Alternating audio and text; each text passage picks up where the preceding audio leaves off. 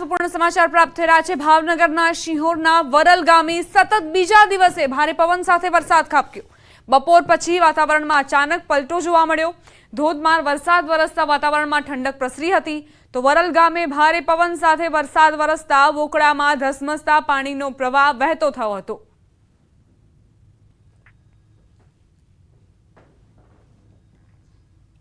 સંવાદદાતા નીતિન જોડાઈ ગયા છે વધુ જાણકારી સાથે। નીતિન, ભાવનગરના વરલ ગામે વરસાદ ખાબક્યો હતો, અત્યારે શું સ્થિતિ, વાતાવરણમાં કેવા પ્રકારનો માહોલ? જે ચોક્કસ વાત કરીએ તો ગઈકાલે પણ જે વરસાદી વાતાવરણનો જે માહોલ છે તે શહેર સહિત પંથકોમાં બંધાયું હતું અને પંથકોમાં છૂટાછવાયા વિસ્તારોમાં વરસાદ છે તે ખાબક્યો હતો। ત્યારે આજે ફરી વખત શિહોરના આજુબાજુના જે વિસ્તારો છે તેમાં ખાસ કરીને વાત કરીએ તો વરલ સહિતના જે ગામો છે ત્યાં ધોધમાર ભારે પવન સાથે એટલે કે ચોક્કસ કહી શકાય કે મિની વાવાઝોડાની ટાઈપ જે વરસાદ છે તે વરસી ચૂક્યો હતો અને આને લઈને ખેડૂતોમાં પણ કંઈક ને કંઈક ખુશીનો માહોલ છે તે જોવા મળી રહ્યો છે। જી આભાર નીતિન, જાણકારી આપવા માટે।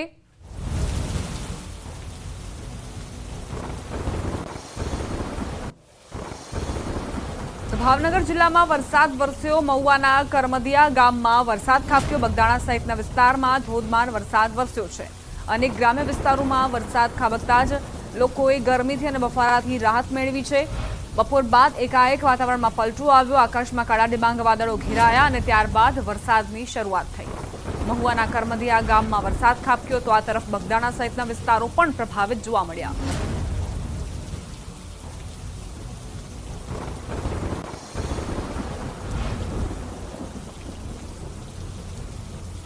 રાજકોટ શહેરમાં સતત બીજા દિવસે વરસાદનું આગમન થયું। શહેરના કેટલાક વિસ્તારોમાં વરસાદનું ઝાપટું પડ્યું। શહેરી વિસ્તારમાં ઝરમર વરસાદ વરસ્યો હતો। Kalavad road, airport road, Hanuman Madhi ચોકમાં વરસાદ વરસ્યો હતો। Jilla Panchayat Chowk, collector office, Yagnik road વિસ્તારમાં પણ વરસાદ ખાબક્યો હતો।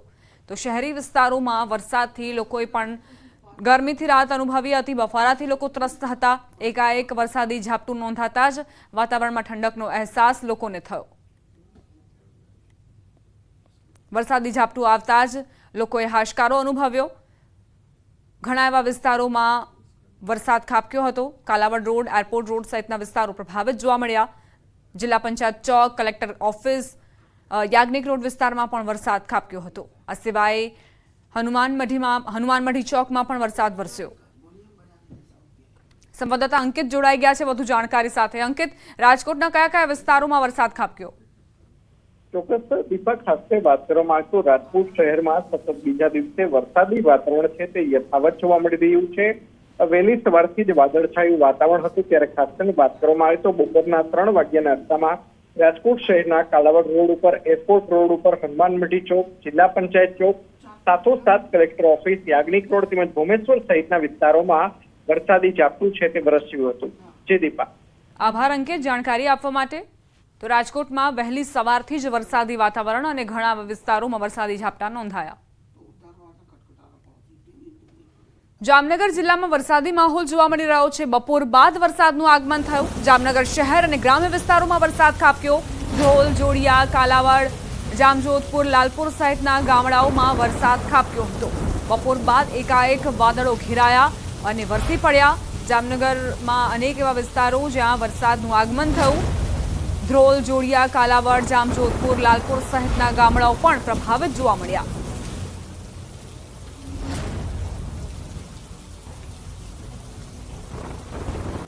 સંવાદદાતા કિંજલ જોડાઈ ગયા છે વધુ જાણકારી સાથે। કિંજલ, જામનગરમાં અત્યારે કેવા પ્રકારનું વાતાવરણ જોવા મળી રહ્યું છે અને શું નાગરિકોને પણ સમસ્યા પડી રહી છે આ પ્રકારની સ્થિતિના કારણે, વરસાદના કારણે? બિલકુલ દીપા, જે પ્રકારે વાત કરવામાં આવે જામનગરમાં હાલ આજે શહેરમાં પણ વરસાદની ઇનિંગ છે તે શરૂ થઈ ચૂકી છે અને વિધિવત ચોમાસાનો સૌપ્રથમ વરસાદ કહી શકાય તેવો વરસાદ છે તે પડવાનો શરૂ થયો છે। જામનગર જિલ્લાના આજે ધ્રોલ, જોડિયા, કાલાવડ અને જામજોધપુર અથવા લાલપુર સહિતના જે ગ્રામ્ય વિસ્તાર છે ત્યાં વરસાદ જોવા મળ્યો છે। હાલ જામનગર શહેરના પણ હું દ્રશ્યો દેખાવા માંગીશ। જે પ્રકારે આપ દ્રશ્ય જોઈ રહ્યા છો, હાલ વરસાદની ઇનિંગ શરૂ થઈ છે। જામનગર શહેરના અનેક એવા વિસ્તારો છે કે જ્યાં વરસાદને કારણે રાહદારીઓને પારાવાર મુશ્કેલીઓનો સામનો કરવો પડી રહ્યો છે, કારણ કે મહાનગરપાલિકાની જે પ્રી મોન્સૂન કામગીરી છે તેના લીરા ઉઠતા હોય તેવા દ્રશ્યો અહીં જોઈ શકાય છે। જામનગર શહેરમાં ભારે બફારા વચ્ચે આજે વરસાદનું આગમન થતા શહેરના અનેક એવા વિસ્તાર છે કે દીપા જ્યાં હાલ પાણી ભરાયા છે। વરસાદને લઈને જામનગર શહેરમાં જે ગરમી છે તે ગરમીમાં ક્યાંક ને ક્યાંક આંશિક રાહત મળી છે, તો શહેરીજનોને ક્યાંક પ્રથમ વરસાદી તકલીફોનો સામનો પણ કરવો પડી રહ્યો છે। દીપા, આભાર કિંજલ જાણકારી આપવા માટે। તો જામનગર શહેર અને ગ્રામ્ય વિસ્તારોમાં વરસાદ ખાબક્યો છે અને સમસ્યાનું સર્જન પણ થઈ ગયું છે શહેરી વિસ્તારોમાં। અમરેલી જિલ્લામાં બપોર બાદ વાતાવરણમાં પલટો જોવા મળ્યો। અમરેલી અને વડિયા પંથકની વાત કરીએ તો વરસાદ ખાબક્યો। અમરેલી શહેર સહિત આસપાસના ગ્રામ્ય વિસ્તારો પ્રભાવિત થયા। અમરેલીના મોટા ગોખરવાડા, ચાંદગઢ, લાપાડિયા સહિતના ગામડાઓમાં વરસાદ ખાબક્યો। અમરેલી જિલ્લાના અનેક વિસ્તારોમાં ખેડૂતો વાવણી કરી ચૂક્યા છે। આજે ફરી વરસાદે એન્ટ્રી કરતા ખેડૂતોમાં ખુશી વ્યાપી। ભારે બફારામાં પણ લોકોએ રાહત અનુભવી છે।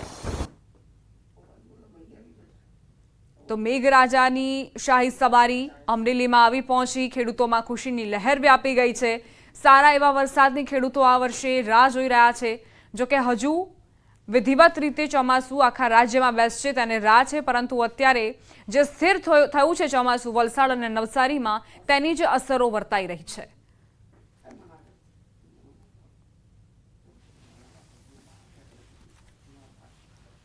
મોરબી વાંકાનેરમાં બીજા દિવસે પણ મેઘરાજાએ હેત વરસાવ્યું। અસહ્ય બફારા બાદ સતત બીજા દિવસે સાંજના સમયે મેઘરાજાનું આગમન થયું।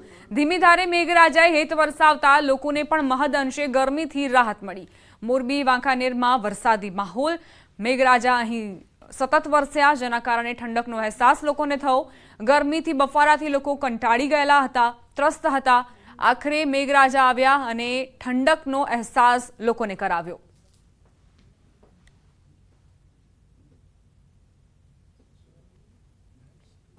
વાત હવે કરવી છે ભરૂચની।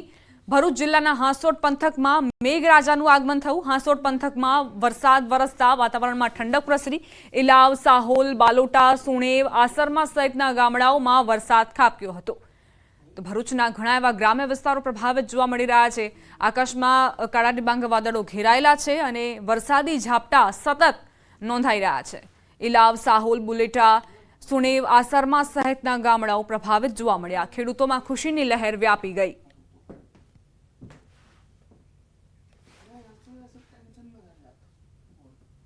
રાજ્યમાં આગામી 4 દિવસ રહેશે વરસાદી માહોલ। હવામાન વિભાગે વરસાદની આગાહી કરી છે। આગામી 4 દિવસ થંડરસ્ટ્રોમ સાથે વરસાદની આગાહી કરાઈ।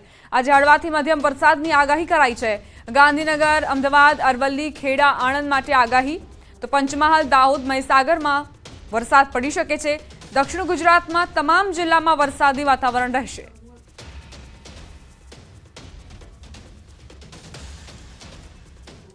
आने वाले दिनों के लिए जो गुजरात स्टेट के लिए फोरकास्ट दिया जा रहा है, डे 1 से लेकर डे 4 तक आइसोलेटेड प्लेसेस पे लाइट टू मॉडरेट रेन होने का पूर्वानुमान है। और डे 5, डे 6 और डे 7 के लिए फ्यू प्लेसेस पे लाइट से मॉडरेट रेन होने का पूर्वानुमान है। और डे 1 की बात करेंगे जहाँ पे आइसोलेटेड प्लेसेस पे लाइट टू मॉडरेट रेन और साथ में थंडर स्टॉर्म की वार्निंग है। वो डिस्ट्रिक्ट है गांधीनगर, अरावली, खेड़ा, अहमदाबाद, आनंद, पंचमहल, दाहोद, महीसागर और साउथ गुजरात के सारे डिस्ट्रिक्ट कवर हैं, जहाँ पे आज के लिए आइसोलेटेड प्लेसेस पे लाइट टू मॉडरेट रेन और साथ में थंडर स्टॉर्म की वार्निंग है।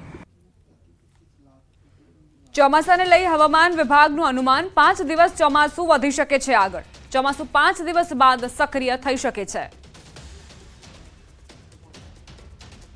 मानसून जो एंटर किया था वलसाड़, नवसारी, अभी भी वहीं पर स्थिति बनी हुई है और आगे हम लोग मॉनिटरिंग कर रहे हैं इसके प्रोग्रेस की। 5 दिन के बाद इंडिकेशन है आगे मानसून प्रोग्रेस के लिए, और इसका जो जो इंडिकेशन होगा वो हम आगे ब्रीफ कर देंगे। રાજ્યમાં મોટાભાગના જિલ્લાઓમાં વરસાદનું આગમન થઈ ગયું છે, ત્યારે ભાવનગર મહાનગરપાલિકાનું તંત્ર બુદ્ધિનું પ્રદર્શન કરવા નીકળ્યું હોય તેવું લાગી રહ્યું છે। ચોમાસાના સમયે અગાઉ મંજૂર થયેલા રોડના કામ શરૂ કરવામાં આવ્યા છે।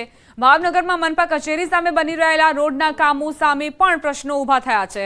સ્થાનિકોનું કહેવું છે કે રોડ બરોબર હોવા છતાં પણ કોન્ટ્રાક્ટરને કમાણી કરાવવા મનપા પ્રજાના ટેક્સના પૈસા વેડફી રહ્યું છે। જો વરસાદ આવશે તો રોડના કામની ગુણવત્તા સામે પણ પ્રશ્નો ઊભા થશે। ભાવનગરમાં તો ભ્રષ્ટાચારી રોડ બને જ છે। 6 મહિનામાં આરસીસી રોડ તૂટી જાય, એનું કારણ સ્પષ્ટપણે આ શાસકો અધિકારીને કોઈ ગતાગમ નથી. ચોમાસામાં ફક્ત પોતાના માનીતા કોન્ટ્રાક્ટરને કમાવા માટે જ આ કરે છે અને કરી રહ્યા છે. સીસી રોડના કામ કે મેટલિંગના કામો એ ચોમાસા દરમિયાનમાં પૂરતી સાવધાની રાખી અને ચાલુ રાખી શકાય. બાકી એક પેવરના કામો કરી શકાશે નહીં.